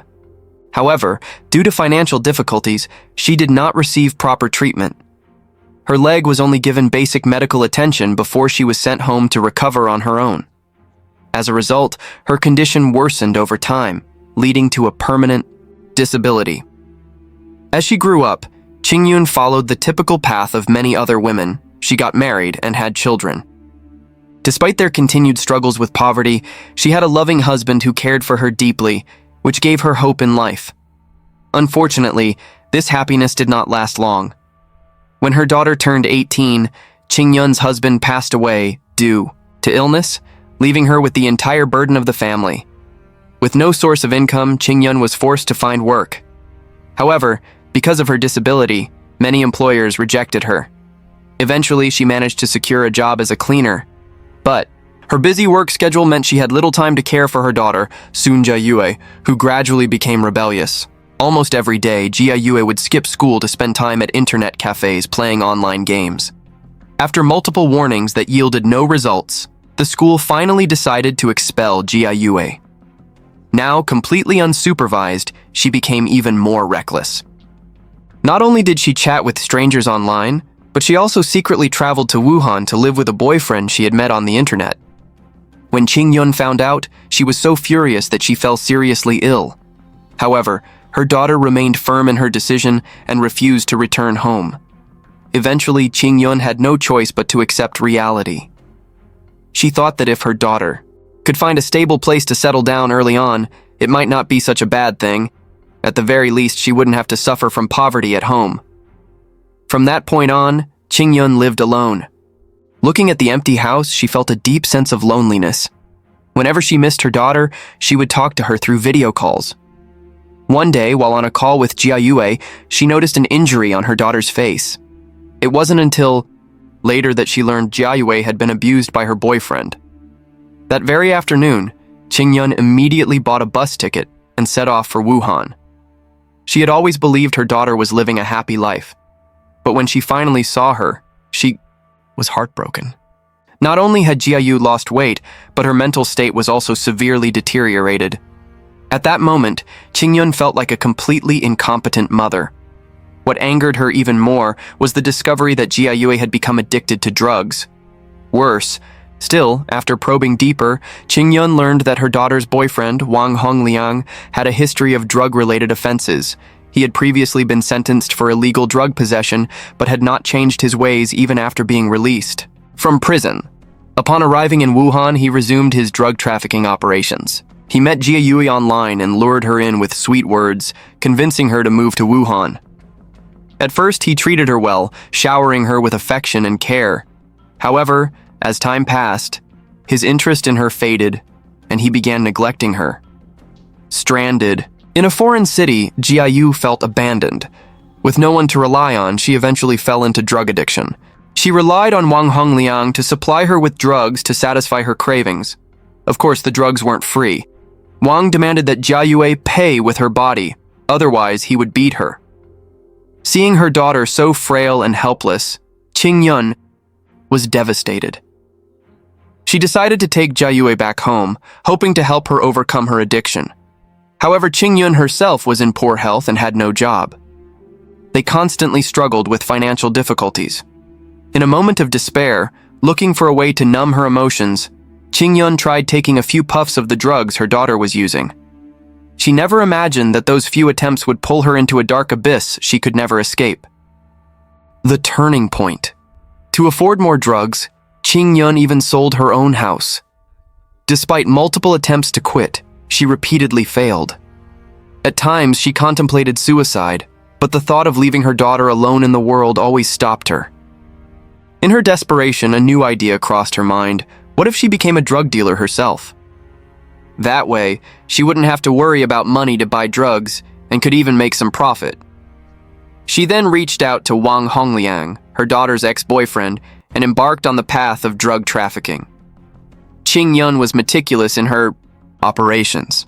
She researched online for secret transportation routes and personally handled all transactions to minimize risks. She never entrusted others with drug deliveries. To further ensure security, she rented multiple houses across Changchun City, using them as stash spots. Each shipment was carefully hidden in different locations, and whenever a customer came to pick up goods, Qingyun would instruct her daughter or a trusted associate to complete the transaction, ensuring she never appeared in person. To avoid drawing police attention, she implemented strict self-imposed rules, no matter how familiar a client was. She never sold large quantities in a single transaction. This cautious approach allowed her to operate smoothly for many years. Her drug business reflected both the precision of a calculated mind and the recklessness of someone who had lost control of her life. As we all know, prolonged drug use often leads to erratic behavior, and Qingyun was no exception. Even at 54 years old, she maintained relationships with over 10 young men who catered to her desires. Among them, her favorite was a young man named Bai Jin. At just 23 years old, Bai Jin was tall, handsome, and came from a well-off family. Under normal circumstances, he would have never ended up as the lover of a woman old enough to be his mother, especially since Qingyun's appearance was rather ordinary. However, fate often takes unexpected turns. Bai Jin had fallen into drug addiction. After his family discovered this, they completely cut off his financial support. Left with no money, the unbearable withdrawal symptoms made it nearly impossible for him to continue using drugs. That was when he met Qingyun, a drug dealer. Having lived in loneliness for years, Qingyun was instantly attracted to Bai Jin. Learning about his predicament, she was overjoyed. She made him an irresistible offer. If he agreed to stay by her side, she would supply him with unlimited drugs for free. Not only that, but she would also give him money for his personal expenses. Although such a demand was difficult for a 20-year-old man to accept, the cravings from his addiction made it unbearable. After much deliberation, Bai Jin finally agreed. From that moment on, he became Wang Qingyun's kept man. Every time she touched him, he felt nauseous, especially when he was sober. Many times he wanted to leave her, but whenever withdrawal symptoms kicked in, he had no choice but to return. Qingyun understood his thoughts well. Every time he tried to leave, she had her own ways of punishing him. Once, when an exceptionally beautiful woman came to buy drugs, Bai Jin stole a few glances at her. Qingyun immediately ordered him to have sex with her right in front of the woman. What was even more terrifying was that after it was over, Qingyun demanded that Bai Jin, the woman, and another man named Xiao Jiang all have fun together. This lifestyle continued for more than 6 months until Qingyun met another young man named Zhao. Only then did Bai Jin's situation slightly improve. Aside from the dozen or so young men who satisfied her physical needs, Qingyun also maintained relationships. With various drug addicts, those who couldn't afford drugs often visited her stash houses to get high for free. However, the condition was that they had to spend the night with her. As a result, there was always a group of men lingering around her places. Thanks to these men, Qingyun's drug business flourished, and she got everything she desired. However, as her operations expanded, rivals began to grow jealous. They sought ways to sabotage her. Some stole her shipments, while others reported her to the police. Unable to tolerate the harassment, Wang Qingyun decided to strengthen her own power. She recruited a group of recently released ex-convicts and formed a gang to protect her drug trafficking routes. With their assistance, her business became even smoother. Within just 2 years, she had risen to become the most powerful drug lord in the region. The underworld even gave her a notorious title, the Drug Queen. The reason was simple. Qingyun had access to all kinds of drugs. Whether it was powder, pills, or any other form, she could provide it. With such a diverse inventory, she expanded her business to Wuhan, Tianjin, Changchun, and several other cities. She wasn't just running the trade herself, she even pulled her own daughter, Sun Jiayue, into the business. Though Jiayue had already become frail from drug addiction, she remained determined to follow her mother's footsteps. Qingyun entrusted her daughter with private tasks such as collecting and distributing shipments. The process was methodical. Qingyun and her new lover Zhao would fly to Wuhan to pick up the drugs. Once they secured the goods, they would take a long-distance bus back to Changchun. At a rented apartment, Qingyun would divide the drugs into smaller portions before handing them over to Jiayu, who would then make deliveries to designated locations. This method had worked for many years. However, at around 10 a.m. on April 10th, a young woman named Chen Danfeng from Jilin province, introduced by a friend, arrived at one of Qingyun's stash houses to purchase drugs. Everything seemed to go smoothly, but the moment she stepped out of the building, she was surrounded by police. In reality, as early as 2009, law enforcement had received anonymous tips about Qingyun and her daughter's long-term drug trafficking operations in Changchun. Immediately, the police launched a secret investigation, which lasted over 5 months. Eventually, they gathered enough evidence to take them down. The authorities split into two teams. One followed Qingyun to Wuhan to track down and apprehend her drug supplier, while the other stayed behind in Changchun to monitor and arrest Qingyun and her associates. That day, officers had been waiting outside Wang Qingyun's residence for hours. As soon as Chen Danfeng appeared, they moved in and arrested her. From her possession, they seized 10.46 grams of meth and 12 ecstasy pills. With concrete evidence, the investigators stormed the apartment where Qingyun and her daughter were using drugs. Inside, they found 26.38 grams of meth and 125 ecstasy pills. Zhao, who was keeping watch outside, was also caught. When police searched his backpack, they discovered 205 grams of meth and a staggering 1,431 ecstasy pills. After Wang Qingyun was taken into custody, the Changchun police immediately notified their counterparts in Wuhan. The Wuhan officers did not disappoint. With the assistance of local authorities, they successfully captured Wang Hongliang, the man supplying Qingyun with drugs. At his residence, they seized 3,184 ecstasy pills, 11.75 grams of meth, and 53.9 grams of an unidentified white powder. One particularly disturbing discovery at Qingyun's apartment left the police in shock. When they stormed in, they found her inside a room with over 10 young men, all in good physical shape. Initially, officers assumed they were her bodyguards. However, upon questioning, they realized these men were not there for protection. They were her companions. Investigators soon learned that all of these young men were drug addicts.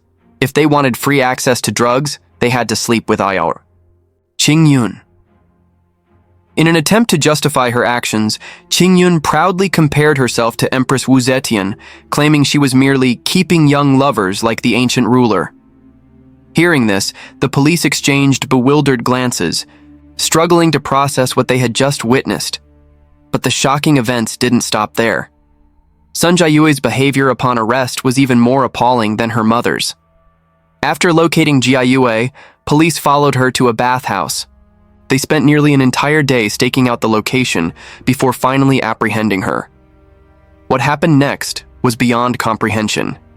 Jiayu, in an act of sheer desperation, attempted to seduce the officers. She naively believed that her beauty could help her negotiate a lighter sentence. The dark side of the case. In the end, the police seized a total of 4,652 ecstasy pills, 253.6 grams of methamphetamine, 53.9 grams of black powder, 2 vehicles involved in drug trafficking, and 260,000 yuan in drug money. During the interrogation, Wang Qingyun tried to justify herself. She admitted that she knew drug trafficking was illegal, but she claimed she had no other choice due to her desperate circumstances. Qingyun insisted that she was forced into this path by her situation. She had many siblings, yet none of them ever offered to help her. In fact, she claimed that not a single one of them had ever given her even 100 yuan. She said she had tried to find a job, but due to her poor health, no one would even hire her as a nanny. In her statement, she described how, after experiencing the cold indifference of the world, she finally decided to take this route. What was truly sad was that, after choosing this path, Qingyun not only felt no remorse but even found enjoyment in it. She admitted that using drugs not only brought her money but also helped relieve the pain in her body. Even while in prison, Qingyun appeared cheerful. She confessed that in the past, she had always been alone at home, with no one to talk to. But now, in the detention center, she shared a space with 20 other inmates. The liveliness of the place made her feel less lonely. To someone who had spent years in isolation, this environment felt like paradise. One can only wonder how Sun Jiayu must have felt upon hearing these words from her mother. In the past, after losing her father's love, she had longed for affection from others. However, in her pursuit of external validation, she neglected her mother's emotions. After losing her husband and watching her daughter leave home, Qingyun also sank into despair. Left alone in an empty house, it was inevitable that her mental state would deteriorate. Perhaps everything in life happens for a reason. Yet, no matter the circumstances, breaking the law is never justified. There were always other paths she could have taken. It was Jia Yu's downfall that led her mother down this irreversible path of crime. In the end, their fates were sealed, and their punishment was deserved. However, many people still sympathized with their tragic and turbulent lives. This is the story of Judith Eva Barsi, a child star who hadn't even turned 9 at the time. Before starring in Jaws, The Revenge, Judith had already appeared in numerous animated films, television series, and commercials. With her golden hair, big sparkling eyes, chubby cheeks, and innocent smile, she captured the hearts of audiences everywhere. The film Jaws. The Revenge was one of her most successful works, marking a promising step in her career. However, less than 2 years after its release, a shocking tragedy occurred. Judith, only 10 years old, was found dead in her own home. Her mother, Maria, had also been murdered. Could this be part of the tragic curse of Hollywood child stars? Many young stars, like Lindsay Lohan, Macaulay Culkin, and Judy Garland, the actress who played Dorothy in The Wizard of Oz, faced struggles growing up. But none of them met a fate as horrifying and heartbreaking as Judith's. What really happened? Today, we will uncover the story behind the screen of this child actress. A glimmer of hope for a Hollywood dream. In 1956, the Hungarian Revolution broke out. Amidst the chaos and economic collapse, many Hungarians fled the country. Among them were Judith's father, Joseph Barsi, and her mother, Maria. They left everything behind, immigrating to the United States in search of a better life. Joseph Barsi was born in 1932 and endured a tragic childhood.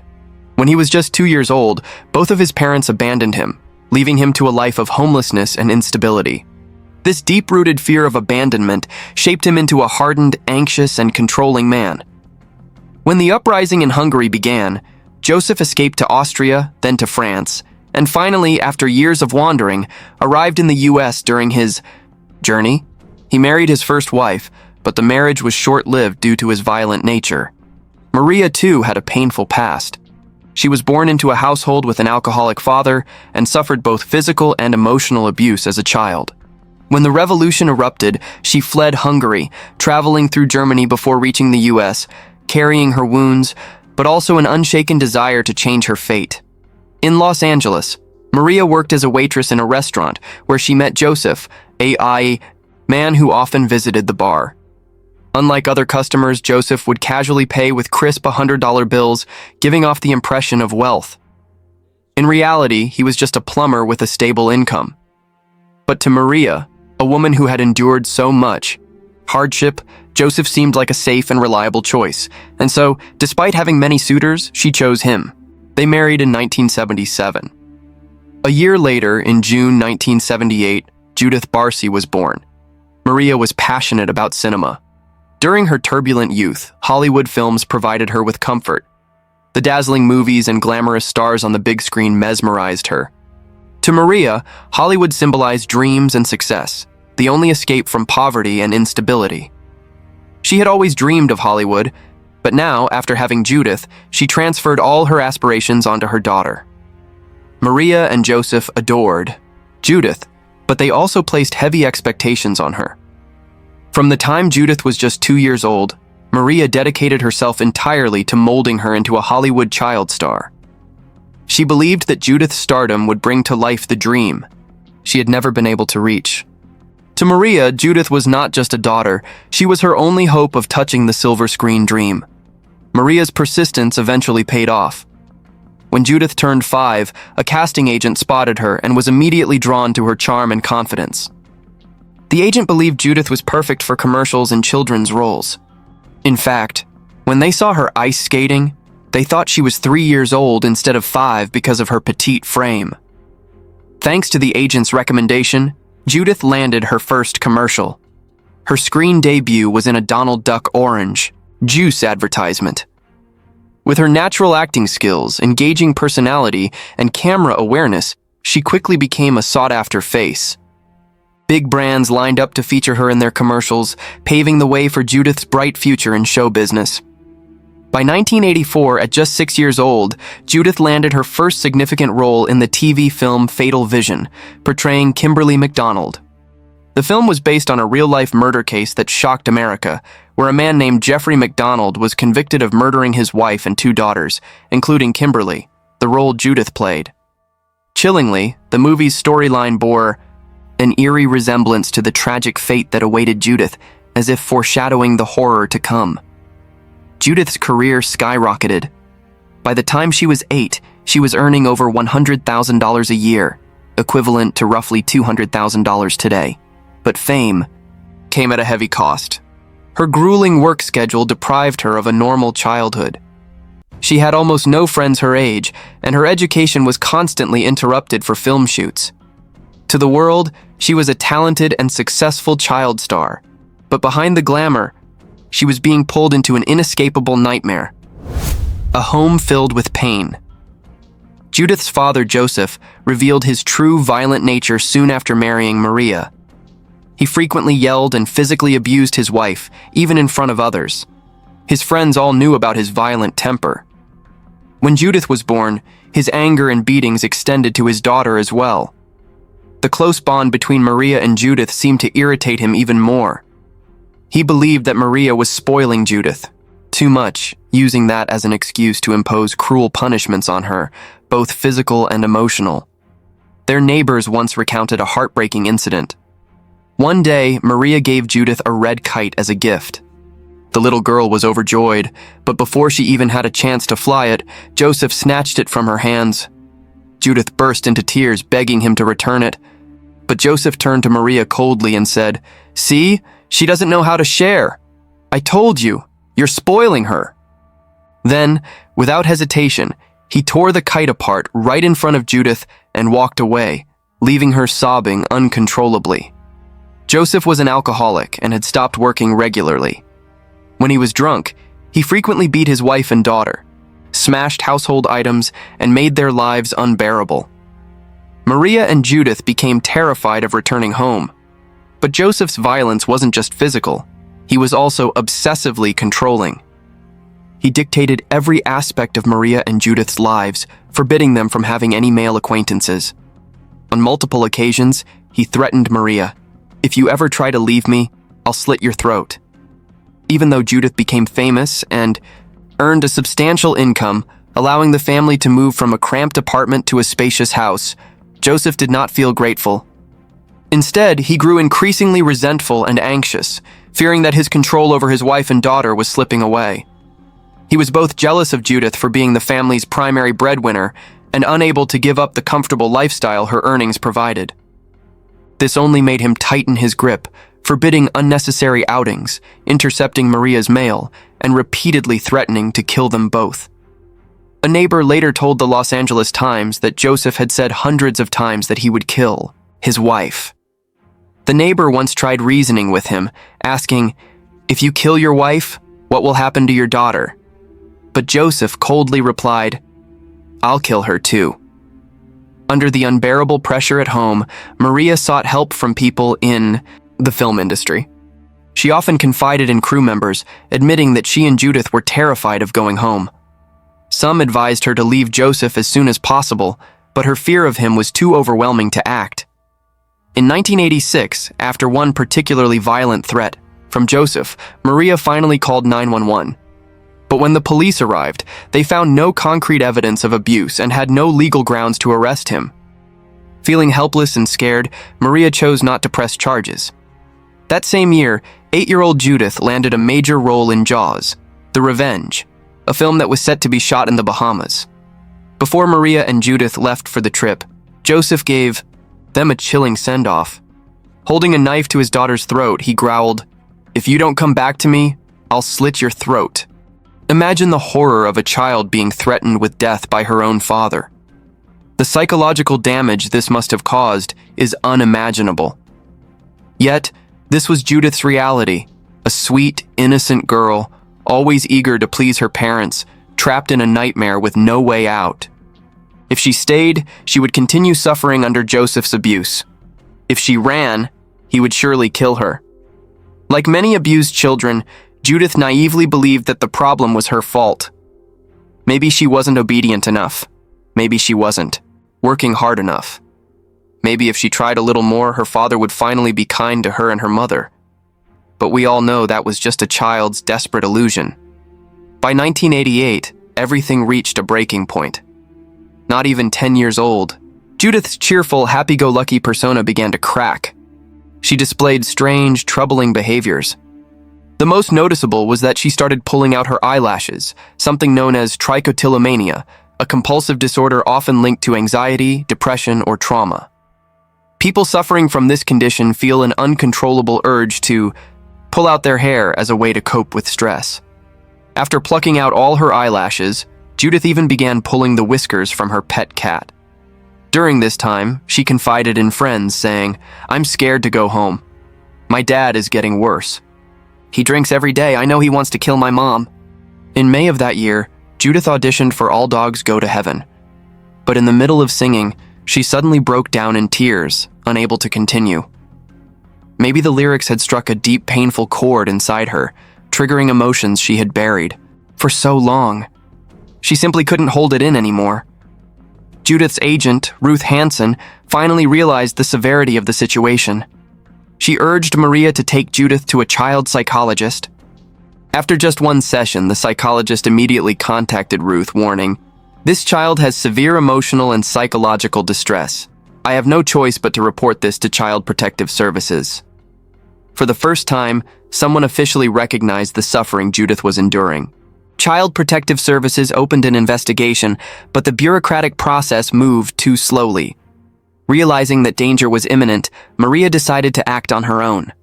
She began secretly planning to leave Joseph, despite knowing the risks of his retaliation. She quietly rented an apartment near the film studio and started moving their belongings little by little. Whenever Judith wasn't filming, they would stay at the new apartment, only returning to the house at night. Maria's plan was to finalize everything before officially divorcing Joseph. To make herself less appealing to him, she even stopped cleaning the house, letting it fall into complete disarray. The plan seemed to be working, at least for a while. Joseph started seeing a much younger woman. When Maria and Judith moved into their new apartment, Child Protective Services determined that Judith was no longer in immediate danger. At Maria's request, they closed the case in less than a month, without conducting any further investigation. It was the second time after the 1986 police report that the authorities briefly stepped in, only to walk away, abandoning the mother and daughter once again. Time passed. On July 25, 1988, shortly after Judith's 10th birthday, a neighbor saw her riding her bike around the neighborhood. No one knew it would be the last time they ever saw her alive. That afternoon, Judith missed an important appointment. When someone called the house to check on her, Joseph answered and claimed that Maria and Judith had driven to San Diego. The next day, her agent, Ruth Hansen, called again. This time, Joseph's response sent chills down her spine. In a strange, detached voice, he said, "I'm about to leave forever, but before I go, I just wanted to say goodbye to my little girl." Around 8:30 a.m., a neighbor watering their lawn heard a loud gunshot. Moments later, smoke and flames erupted from the Barcy home. Panicked, the neighbor called the police, but by the time firefighters arrived, the fire was already out of control. When the flames were finally extinguished, rescue workers found 3 charred bodies inside the house: Judith, Maria, and Joseph. Based on the evidence, investigators reconstructed the horrific events. Judith had been shot in the head while lying on her side in bed. The bullet entered through the back of her skull. Maria had been shot in the hallway, likely as she tried to run when she heard the first gunshot. No one knew the exact time they were killed, but it was likely on the night of July 25th. After murdering his wife and daughter, Joseph remained in the house with their bodies for a full day. He even picked up the phone when Ruth Hansen called, speaking as if nothing had happened, a chilling display of cold-blooded detachment. On the morning of July 27th, knowing there was no way out, Joseph doused the house in gasoline and set it on fire. Then he went into the garage and shot himself. After years of threats, Joseph finally did what he had always promised. He murdered his wife and child. Judith was only 10 years old, standing just 112 centimeters tall when she died.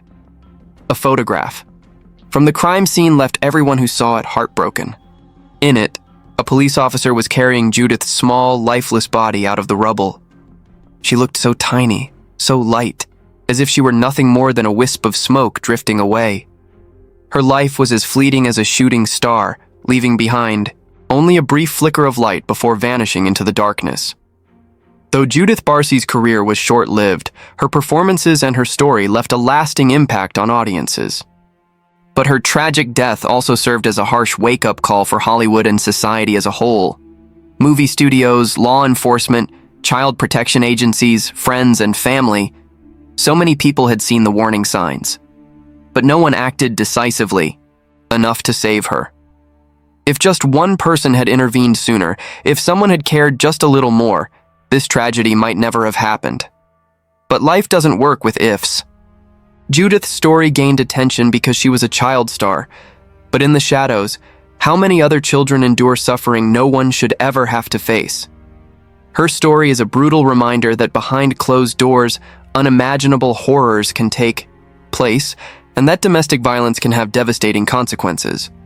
Whether a rising star or an ordinary child, every child in this world deserves to grow up in love, free from fear, tragedy, and pain. What do you think about this case? Between 2003 and 2007, a monster disguised as a human prowled the taxi industry, preying on and brutally murdering dozens of innocent young women in a peaceful rural area of China. The horrifying truth began to surface when the first bodies were discovered. The emergence of fear. By 2003, living standards in China had significantly improved. However, private car ownership was still uncommon, making taxis a popular mode of transportation in cities nationwide. Yet, there was an exception: the taxi industry in Zanhuang County, Shijiazhuang City, where September 12, 2003. Although, since then, women in Zanhuang County were gripped by fear. They avoided going out alone, relied on their parents for school commutes, and rarely dared to take taxis. This fear crippled not just the local taxi industry but cast a shadow of terror over the entire town. The heartbreaking reality was that these missing girls had been abducted, raped, and murdered. The perpetrator? A taxi driver. A man the locals would later call a cold-blooded monster. Not only was he ruthless, but he also possessed an uncanny ability to evade surveillance, making it incredibly difficult for the police to capture him. Even under suspicion, he continued his crimes boldly, right under the investigators' noses. So, who was this taxi driver?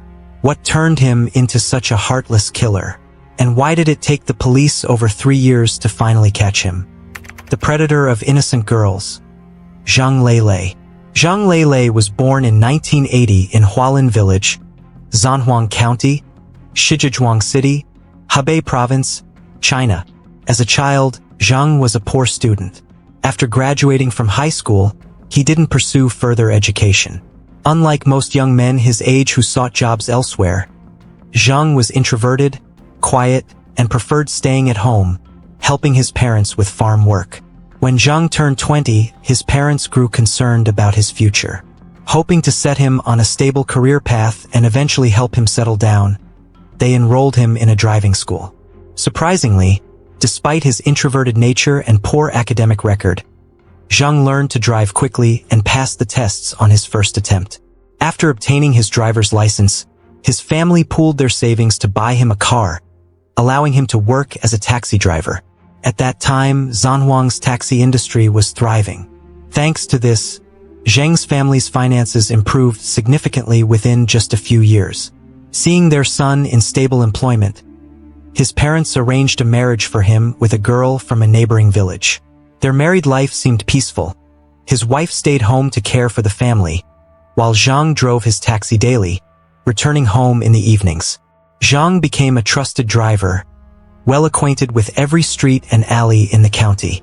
His income was stable, providing comfortably for his family. By all accounts, Zhang Leilei should have been content. However, frequent interactions with various passengers, especially young women, sparked dark, twisted desires within him.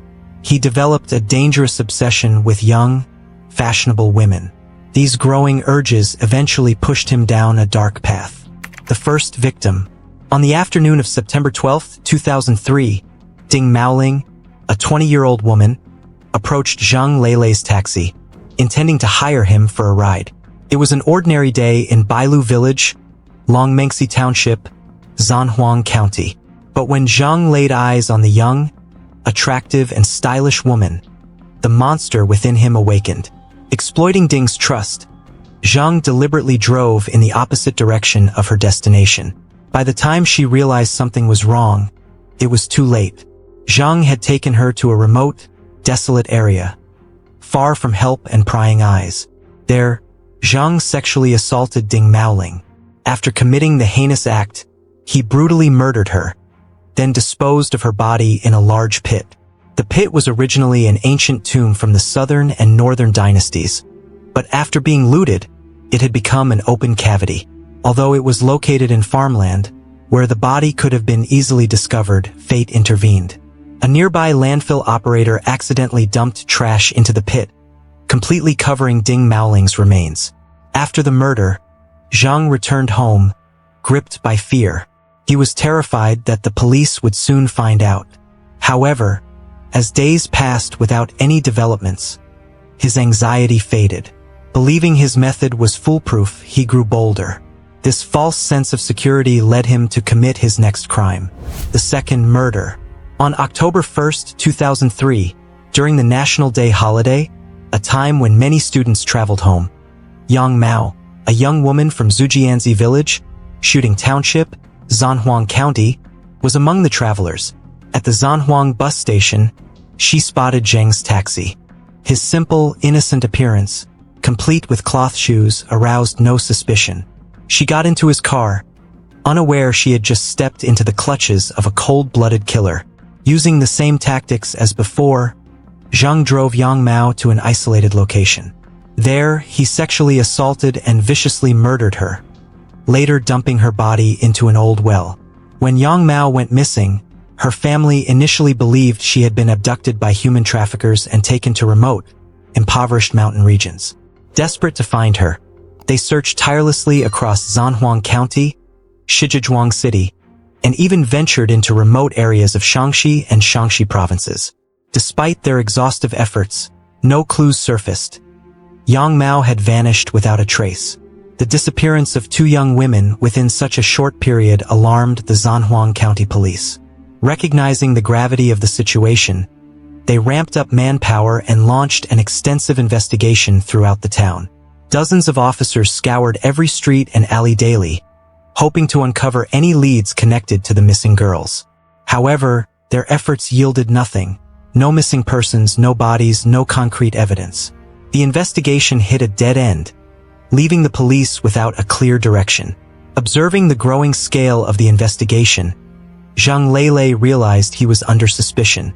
To avoid detection, he decided to temporarily freeze his activities. During this period, he refrained from committing further crimes and even switched vehicles, replacing his familiar old taxi with a new van to alter his identity and evade police surveillance. This strategy proved effective. For over 6 months, the police found no evidence linking him to the crimes. The earlier disappearances faded into the background due to the lack of new information.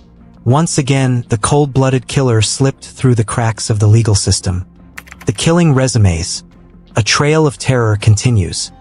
Despite his temporary pause, Zheng's predatory instincts remained sharp. He sensed that police scrutiny was gradually easing. Emboldened by this realization, he resumed his heinous activities, once again shattering the peace of his hometown. On May 2, 2004, during a public holiday, Li Mao, a 17-year-old girl working in Pingshan County, was preparing to return home for the summer break. Her family lived in Shiduan Village, Longmengxi Township, Zanhuang County.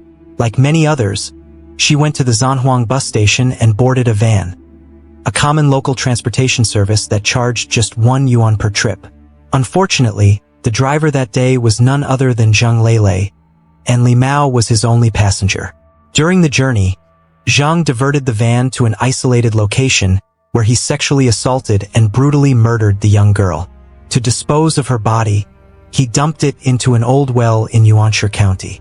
Less than 4 months later, on August 21, 2004, another victim fell into Zheng's trap. Wang Maoxian, a young woman from Nama Village, Nangxingguang Township, Zhanhuang County, boarded what she thought was an ordinary 1 yuan van ride home. Tragically, she had chosen Zheng's van. Seizing the opportunity, Zheng repeated his brutal pattern of rape and murder. This time, however, he couldn't find a suitable place to hide the body. In a careless move, he dumped her remains in a cornfield in Baixia Village, Xintai County. This recklessness marked a turning point in Zheng's crime spree, a break in the case. Just 4 days later, on August 25, 2004, the Baixia County Police received a report from a local farmer who had discovered Wang Maoxian's decomposing body in his family's cornfield. After conducting an investigation, police confirmed that the remains belonged to the young woman who had recently been reported missing in Zhanhuang County, Shijiazhuang. The discovery of Wang's body shifted the focus of the earlier missing persons cases. They were now officially murder investigations. This revelation captured the attention of law enforcement agencies at all levels. Compiling all available evidence, investigators noticed a crucial pattern. All the victims had disappeared after boarding 1 yuan vans, commonly referred to as black taxis, unregistered vehicles operating illegally. This lead significantly narrowed the scope of the investigation. Authorities began tracking all 1 yuan transportation services and unauthorized drivers operating in the region. However, despite the police's renewed efforts, the investigation stagnated once again. No suspects were identified, and the killer remained elusive. During this time, fear and paranoia spread throughout Zhanhuang County and neighboring areas. Parents forbade their daughters from going out alone, especially avoiding the notorious 1 yuan vans. Daily life was disrupted, and the community lived under a cloud of constant anxiety. Yet, even this widespread fear wasn't enough to deter Zheng Lei. Immediately after Wang's body was found, Zhang made another calculated move. He switched from his van to a private car, believing that changing vehicles would help him blend in and target new victims without drawing police attention. This tactic worked. He successfully concealed his identity and stayed one step ahead of the investigation. On December 24, 2004, the weather in Zhanhuang County was freezing, with thick snow blanketing the roads. On that day, a young woman named Lin Maofan was preparing to return home. Normally, she would ride her bicycle, but the snow was too deep, and the roads were slippery. Hoping her family could pick her up, Lin called home, but her family had an emergency and couldn't come. Concerned about the recent disappearances in the area, Lin's mother advised her to ask a relative to pick her up. Unfortunately, her trusted uncle was not in town. With no other options, Lin decided to take a taxi. To avoid potential danger, she chose not to board a cheap taxi, but instead opted for a more expensive one, believing it would be safer. Tragically, that choice sealed her fate. The taxi she boarded was driven by none other than Zheng Lei. His eyes gleamed with sinister intent the moment Lin got into his car. She was exactly the type of victim he sought. During the journey, he assaulted and murdered her in cold blood. This time, Zheng had learned from his past mistakes. Instead of hastily disposing of the body, he carefully planned the cover-up. He placed Lin's body in a woven sack, added large stones to weigh it down, and tightly secured it. He then dumped the sack into a water well outside Duhu Village, Zhanhuang County. On March 7, 2005, 2 local villagers discovered the suspicious sack while watering their fields. When they opened it, they were horrified to find Lin Maofan's decomposing body. Unfortunately, due to the extended time since her death, the remains were severely decomposed, providing little forensic evidence. Between September 2004 and that discovery, several other female bodies were found in Zhanhuang County and surrounding areas. All victims shared the same tragic fate. They had been sexually assaulted before being murdered. The police now classified the case as a serial murder investigation, but the lack of witnesses and the advanced state of decomposition of the bodies severely hampered progress. Due to the brutality of the crimes, the case caught the attention of the Provincial Police Bureau.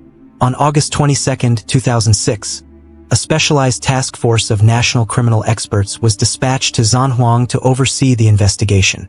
Despite their expertise, The initial efforts of the task force yielded no major breakthroughs because of the lack of concrete evidence. However, they soon identified a critical pattern. All victims disappeared after boarding taxis or similar transport vehicles. The investigators noticed several commonalities. All victims were young women aged 17 to 20. The disappearances occurred near bus stations, hospitals, or taxi stands. All cases happened during the daytime, with the victims traveling home to rural areas. Each victim was sexually assaulted before being killed. These patterns suggested that the perpetrator was exploiting public transportation, possibly even posing as a taxi driver, to target his victims. Realizing this connection, the task force launched a large-scale inspection campaign, targeting all taxis, vans, and cheap tricycles operating in Zhanhuang County. Over 5,000 vehicles were checked, but no clear leads emerged. During this sweep, the police even inspected Zhang Leilei's vehicle. However, lacking concrete evidence or any suspicious signs, they failed to identify him as the cold-blooded killer they had been hunting for years. Zhang's next move: a change in strategy. The vehicle inspections rattled Zhang. But instead of stopping, he adapted. He realized that his murders had drawn too much attention, both from the police and the public. To avoid capture, he decided to change his modus operandi. He would now only assault his victims without killing them. At first, this tactic worked. The victims he assaulted chose to remain silent, driven by feelings of shame or fear. This silence prevented the police from expanding their investigation. However, on March 30th, 2007, everything changed. One of Zhang's latest victims, who managed to escape with her life, bravely reported the assault to the authorities. Her testimony provided crucial information, allowing the task force to identify and arrest Zhang Leilei, the monster unmasked.